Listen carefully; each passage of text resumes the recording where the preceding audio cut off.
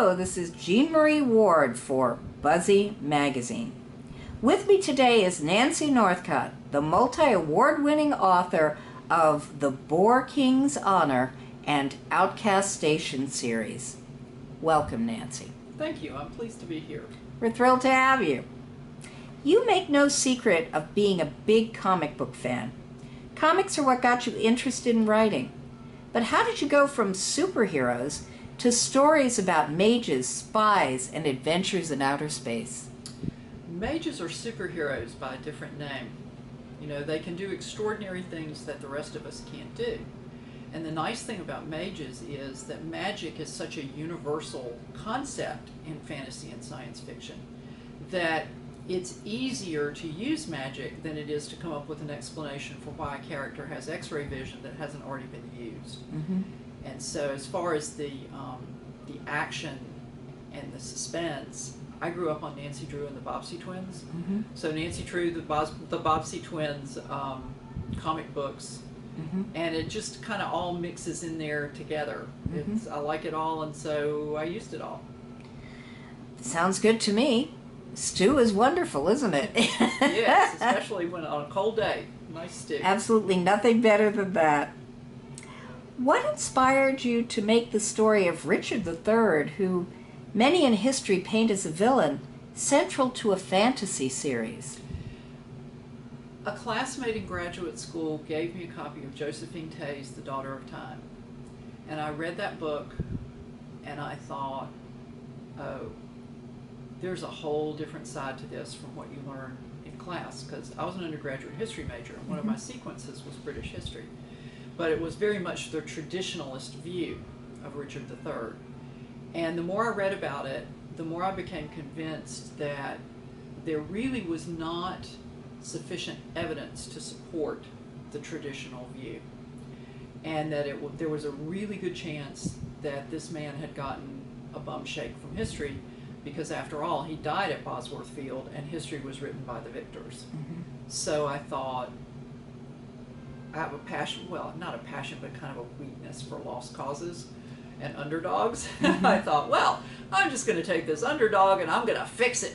So, or under boar, isn't it? Isn't the yes. boar his Yes. sign? The white boar was Richard III's emblem, hence the Boar King's Honor. Yes. So, well, hey, never was there an underdog quite like Richard. But the research must have been really intense for the 3 novels in that series. Did the historical accuracy that I know you love ever get in the way of the storytelling? Well, not so far, but I've published the first book. Mm-hmm.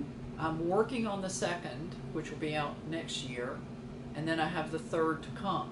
Mm-hmm. And I know I'm going to have a problem on the third book because I want to use a German plan for the invasion of England called Operation Sea Lion, Mm-hmm. which apparently they talked about a lot but never really moved forward on. Right. And I think I'm going to take liberties with the timing of the plans for Operation Sea Lion so that it fits within the time frame of my story. Mm-hmm. But that's the only liberty I intend to take with it, is when. And I think given the hemming and hawing that took place in the German High Command, I think I can probably get away with that without upsetting too many people. Or too many real-time timelines. Just to clarify, the series takes place over a great span of time. Yes. The Herald of Day, the first one, is medieval, contemporary with Richard? No, it's set in 1674, Okay. the reign of Charles II, which is when the bones that are currently in an urn in Westminster Abbey and are their own source of controversy were discovered under a staircase in the tower. AKA the princes in the tower. AKA, yeah, the princes in the tower. Yeah, with quotes. Yes. The 1930s forensic examination has come under some scrutiny and some fire from more contemporary scientists, because we have better methods now, and they kind of started from the assumption that these were the bones of the boys. And you know, when you start from an assumption, it's kind of easy to interpret everything so that it supports that. Mm-hmm. So, in the real world, is anybody planning to re-examine those bones in the light of current DNA evidence? And there have been several requests to do that. I used to be a member of the Richard III Society, and through their communications, I learned that several people had requested to do that.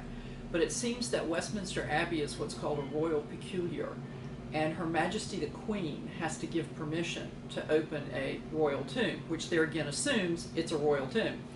And Her Majesty doesn't seem to be inclined to do that. So I don't think that will be happening anytime soon. Darn. Yeah, I know, rats. Yeah. Your passion for accuracy has led you to visit many of the locations described in your books. Which place had the most impact on you? There have been several. Visiting Bosworth Field, where Richard III was killed, was huge because that was a literal turning point in English history. If you're not familiar with it, you may not be aware that the battle ended when Henry Tudor rode out from his lines to a body of men who were sitting on the sidelines, I think waiting to see which way the wind was going to blow so they could jump in on the winning side. And King Richard saw a chance to end this right now and led his household knights in a thundering cavalry charge. Jeremy Potter, the late chairman of the Richard III Society in England, described that as the last cavalry charge of the Middle Ages, and that's probably accurate. King Richard killed Henry VII's standard bearer, who would have been right next to him, and the people sitting on the fence thought, aha, now we can determine the outcome. Or at least that's what I'm assuming they were thinking. Who knows what they were thinking all those centuries ago. And charged down the hill and overwhelmed the king's household knights. You give Richard III another 10 yards and the history of England is different. And so that really meant a lot to me, both for its historical significance and because its significance toward this king that I've come to believe really deserves a better deal than he's gotten. And just to be there where it all happened, even though, ironically, modern archaeology has moved the location of the battle. But, you know, at the time, the emotional impact of it was the same. So it was kind of an emotional pleasure and an intellectual pleasure to go and do that. And then we went to Dover, which is an amazing castle. I love castles. Castles are my jam. And on the headland at Dover Castle is a chapel, which is believed to have been built on the site of an Anglo-Saxon chapel, that this has possibly been a holy or sacred site for much, much longer than this church has stood there. And it stands right next to a Roman lighthouse. So it's all this history right there together, the potential of an ancient sacred site. And I remember thinking, the Herald of Day is set in Dover. I'm going to find a way, the opening of it, I'm going to find a way to use this. And so, so I did. I shouldn't have looked. Perfect, perfect. Was it hard to switch gears from creating the historical world of the Boar King's honor to the far future universe of Outcast Station? No, because it's kind of like the difference between reading a historical novel and reading a science fiction novel. It's just, it's a mental gear switch. But the two things are similar in that you have to build the culture. It's just on one of them, you're building it from what actually was. And in the other, you're extrapolating to what could be. And so it's kind of the left fork and the right fork. It's the same road, but you take a different path to get to it. What was the genesis of the Outcast Station series? Well, I've always loved space opera and military science fiction. I mean, and space fantasy, Star Wars. And I've been going to conferences and sitting in panels about military science fiction and finding out more wonderful books that someday I'll have time to read. And I was talking to Jeannie Adams on the phone. And I said, you know, I've been kind of thinking it would be fun to write a space opera. And she said, really? Me too. You want to do it together? And so we're kind of off and running from there. And the series was born. Yes. Does the world of Outcast Station and your other series have any relation to the Boar King's Honor series? Or, you know, do they work together? Or are they all separate universes? Well, they have been separate universes, but it's funny that you should ask that because just this week I needed a nobleman for the Steel Rose, the second Boar King book, which I'll be turning in this fall. And I needed a nobleman in Yorkshire. And I had already created an earldom in Yorkshire for my Snarky Spies series, which are kind of a combination of action, adventure, romance, and snark. So they're a lot of fun to write, but so far there's only one of them. So the hero in that book is the Earl of Bainbridge. And I thought, well, I already have an Earl of Bainbridge, and I already looked it up in Debrett's to be sure nobody's using it. So I'm just going to use that. And so there is that little overlap, little in-joke if somebody happens to read both series. Oh, cool. And theoretically more crossovers possible in the future. That's right. Great. What are you working on now? I would like my editor to know that I'm working on the Steel Rose, the second Boar King book. Okay. And I'm sort of mentally shuffling around the third book, but I won't start the research for that until the fall. And then I'm in an anthology called Christmas at Canham Castle with several other authors. We have historicals, we have contemporaries, we have paranormal, we have male with historical overtones.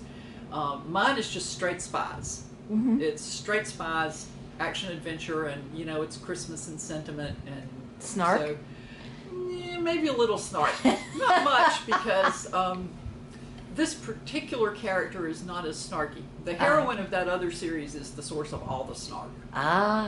Okay. Well, I presume that there are links on your website, which will be mentioned in the credits.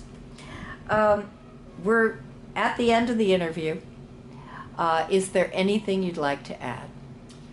Yeah, actually there is. Okay. And that's for anybody who is thinking about writing a book and is afraid to start. I started writing my own worlds because I've been writing fan fiction, which you alluded to. And several of the people who read it said, this is really pretty good. You should write something you can sell and not be sued by Superman's lawyers. And I thought that was a really good idea. And so that kind of gave me the spur. Everybody needs a spur of some kind. But the thing about it is, if you keep waiting, it's never going to happen. If you want to write a book, sit down and write it. You don't have to show it to anybody. But then at the end, when you type those two words, the end, that's such a nice feeling of accomplishment. People should not deny themselves that out of fear of what other people could think. And so now I'm going to step off my soapbox, and thank you very much. Thank you, Nancy. And thank you for Buzzy Magazine.